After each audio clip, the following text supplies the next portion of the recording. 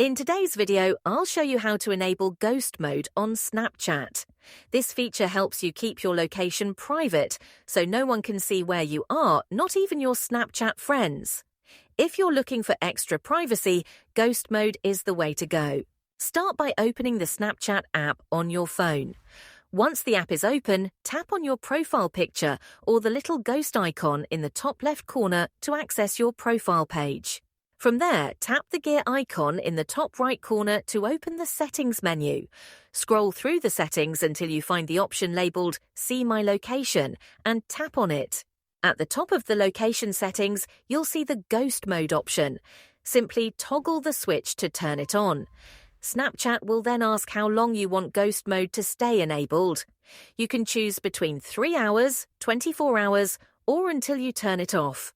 If you want ongoing privacy, select the Until Turned Off option. Your location is now completely hidden on Snapchat, giving you the privacy you need. If you enjoyed this tutorial, please give it a thumbs up and subscribe for more helpful guides. Don't forget to tap the bell icon so you're notified every time we upload new content. Thanks for watching and see you in the next video.